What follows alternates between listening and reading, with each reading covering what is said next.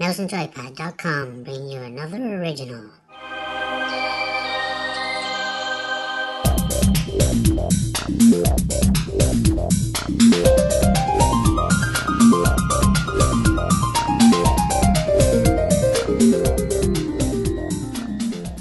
Hey everyone, it's Trevor Anderson with Mouse and Joypad for the Day 3 recap of E3 2015. I wanted to do it from home so that way I can make sure that I got everything into this video that I may have forgotten in days 1 and 2. This video is going to be my last video for the E3 coverage, and I want to thank you for joining me through this journey because it's been wonderful. To start out this conference day, I got to go to see Dark Souls 3, the newest game from Software. And I haven't been a huge fan of the Dark Souls series. The first one really kicked my butt and I just really didn't get into it, and so I didn't pick up the second one. But having watched the trailer and the gameplay for the third one, it looks surprisingly good. They've changed up the battling dynamic so that way it's a little bit faster, a little bit more accessible to the average player. I don't think Dark Souls fans should worry though. I know you're huge fans of that challenge. It doesn't seem like they're taking that away. And in fact, they made a point to say that they just want to make it a little bit more accessible by adding in things like dual swords, being able to spin around and do quick attacks. It definitely seems as merciless as the previous installments, but it made me want to hop back into it, just with things such as shooting, being able to shoot bow and arrows in first person mode, being able to shoot those arrows from the hip. It just made the game look more interesting for me. They said that there was going to be some changes to the game, such as the leveling system is going to go back to more of a Dark Souls 1 kind of leveling system, but they're keeping the campfires of Dark Souls 2. They said in the Q&A it's not going to follow a specific story of like either the first game or the second game, but it does feature the Lord of Cinder. I'm not exactly sure who that is. But they did say it's going to feature him and that there will be connections to the previous games. So it seems like a really good entry, and it seems like the director, who I got to meet personally, is very passionate about this project. And just knowing the little that I do know about this series, it definitely seems like it's rich in lore and is very rewarding to players who do put in the effort and put in the hard time that it does take to get past the challenges that even as they're playing it, they ended up dying in front of us, and you know, wasn't supposed to happen. So the game is definitely still going to be a challenge for even veteran players. The next booth I got to check out was Versus Evil. They created the Banner Saga, which a lot of people know about, and I got to check out the sequel to that, the Banner Saga 2. Again, it follows the exact same story of the first game, a complete continuation of it, including any decisions you may have made in the first game are put over into the second game. So I didn't get to play all the game through, so I'm not sure what those decisions would be, but the gameplay seemed a little bit faster, a little less convoluted on the battling system as it was in the first game. The art style is very much the same, only slightly improved in terms of the colors and how everything looks. So before it was a little drab, this time they've taken a little bit brighter tone when it comes to the style. And overall it plays really well, but I was thoroughly impressed by another game they had there called Bedlam. This game is just everything that a sci-fi apocalypse fan would love. It blends Blade Runner, Dune, especially Mad Max, all these great franchises into a D&D inspired world that the developers have created over a long period of time, and have now taken it into a video game medium. And I can tell you, this game had me so engaged. I was really supposed to play it for about 15-20 minutes. I ended up playing it for 35-40. So this game plays on the Banner Saga's engine, which is its own engine. I didn't know that. And it takes all those fast battles but combines it in with the Oregon Trail-esque, you know, going to a destination. You're traveling across a continent to get to Bedlam. And in order to get there, you have to manage your supplies and your resources and the people that you have on the ship. But you'll end up coming across slavers and bandits and a whole bunch of other problems that you'll have to deal with. And the cool thing is you get a choice. Like, you come across bandits attacking another tribe. You can choose to interfere and take out the bandits, or you can choose to interfere and take out the tribe as well and the bandits. Or you can just leave them to their own fate. And it makes for a very compelling game. And evidently, once you get to Bedlam, the game changes and there's a whole different end game when it comes to getting past that huge continent of Wasteland. But I really can't wait to play this game. It comes out in the fall, and it seems like it's going to be a really engaging game. So be on the lookout for it. I also got to check out Goliath by Encore Entertainment. This game reminded me a lot of Don't Starve, in that it's a randomly generated world that throws you in the middle of. The story is that you are a pilot in the middle of World War II, and you get sucked through a portal. And when you come out to the other side, you find that you're now in a world that is made up of a bunch of different people and artifacts from the past and from the future. So you end up building Goliaths, because this world is filled with these giant creatures that you're going to have to battle, and being the smallest thing in this world, that's not going to cut it. So you end up building them out of old scrap and things like that that you find around that world. So you'll end up building a Goliath out of wood, and you'll end up building a Goliath out of metal and crystal. Depending on where you're at in this world, like say you're over a bed of hot molten lava and things like that, you don't want to use your wood Goliath because he can burn up and be destroyed. Or if it's raining, you don't want to use your metal Goliath because they'll get rusty and then be inoperable.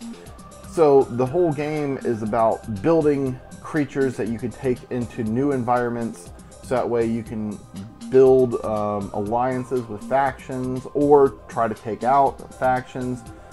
Evidently, there is an end game to this game, which was very cool to hear, with a bunch of different endings. But after you get past the main storyline, you can even continue on. It's not a permadeath situation, so if you do die, you'll end up being respawned back at one of your bases. The developers are still working on a consequence for that, possibly maybe moving you back 1 year, or moving you forward 1 year into the future. So that way you would lose ground with one of your, like some of your factions, or you might end up losing people.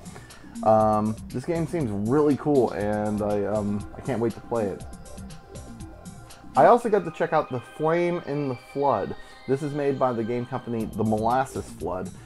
Again, it's another game that's very much like the Oregon Trail. You end up as a little girl on a raft with a dog, and you're going down the river trying to look for supplies, very much like Don't Starve, where you end up meeting people and interacting with people as you journey down this river. The developer explained it to me almost like it's tubing with an RPG element. So this game was really cool. The developer was a really nice guy, so we're hoping to have coverage of this game in the future, so be on the lookout for that. I also got to check out Ark Survival Evolved, which is made by Studio Wildcard, and is a survival roguelike game where you have to tame or kill dinosaurs. Sitting down with, to play this game, I was amazed at how vivid this world is. The dinosaurs are all creatively designed. The challenge is definitely there. I got to have an interview with the game developer on the show floor, and he was a very interesting guy who told me a lot about the game. So look forward for that interview in the future, and any additional coverage that we have on the game here at Mouse and Joypad. I also got to play Rugby World Cup 2015 by Big Ben Entertainment, and this game was really fun. I'm from the States, so I don't get to play a lot of rugby games, but sitting down with the developer and having him walk through it with me and get me acquainted to the controls, They did a lot of things that changed it. Before, he was telling me that they were trying to be more like Madden with a lot of different controls and a lot of different buttons doing different things. Now it seems like a lot of the controlling is done just through the right joystick, with all the gameplay being done through the right analog stick, such as the juking, and the kicking, and the passing. It makes the game a lot easier and accessible to people who wouldn't necessarily be able to play the game right from the get-go. It's coming out in the fall, so if you're a big rugby fan, this is a game that I think that you're going to enjoy. It has the polish of a Madden with the game, and it does things differently and makes a completely new game. So be on the lookout for it. We look forward to reviewing it in the future on the site. I was also invited to come check out all of Tiny Build's video games. I want to focus on just a few because they do have a large assortment of games, but the ones that I really did enjoy was No Time to Explain. It's a side-scrolling action platformer, very much in the same vein as Super Meat Boy, and the art style is very Alien Hominid or Battle Block Theater style. The game is about a future version of you busts into your living room and tells you to take this gun, and there's no time to explain, and he ends up getting grabbed by a crab monster who pulls him into the future, and you have to follow. The game doesn't take itself seriously. It's all over the place, very non sequitur humor, with you traveling through the worlds. Right now they have it on Steam, early access, but the game is really fun, and you should check it out. We're hopefully going to have a full review of it here in the future. I also got to check out Divide by Sheep. It's a new game they got coming out. This one seems more like a mobile platformer puzzle game where you have to move sheep onto platforms with wolves in order to get them over to a raft to take them off to safety. But the game has this sick avant-garde style. It's about Death wanting to have more friends to hang out with, but he's not allowed to have living friends, so he ends up deciding that he wants to kill a bunch of animals so that way he can hang out with some friends. So the game involves cutting sheep in half in order to tape them back together and in order to make full sheep. Very weird game. They gave us a build of it, so we're going to check it out and give you a full review in the future. And they also showed us the game Party Hard and Speedrunners. Speedrunners you probably have heard about. It's a side-scrolling racing game that Twitch is promoting because they have a character in that game. So I'm going to have more information on my full visit with them in a comprehensive article here in the future. And last but not least, and the reason why I didn't do this video from the ground floor at the event is because I had an interview with Lorne Lanning, who was the creative director and producer of the Oddworld series. He's got a brand new version of his original game coming out called New and Tasty. We talked about that briefly, but we talked about the industry, and we spoke about Kojima Productions and how Konami and them have had a bad relationship and what his experience would say about that current situation. We also spoke about his fondest moments of the Oddworld franchise. It's about a 30-minute interview, and it's probably going to be one of the first things I put out of the long list of stuff that I'm going to have to put together for you guys. But to be honest, you're worth it because this interview was amazing. And if you're a fan of video games, if you want to know what it's like to work in this industry, and if you want to hear the words of, in my opinion, what a true artist has to say, you'll definitely want to watch that interview. Well, that's it.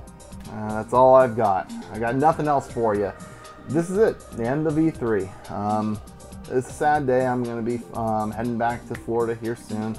I want to thank everyone who made this possible. Everyone who helped me on my end by giving me a little bit of spare change to get me out here. I want to thank all the people at Mouse and Joypad, Scott Davison, Johnny. You guys are amazing. And without you, I couldn't have been here to, bring you coverage of the event. So, and I want to thank you, the viewers, because man, you guys are just awesome. Make sure you keep watching us, reading our articles, because it means a lot to us, and we're here to give you the best coverage that we possibly can of the industry. Again, I'm Trevor Anderson with Mouse and Joypad. This has been E3 2015. Thank you so much for watching. I've got too much editing to get done. Oh my. I don't want to do any more editing. No more editing. It's freaking great.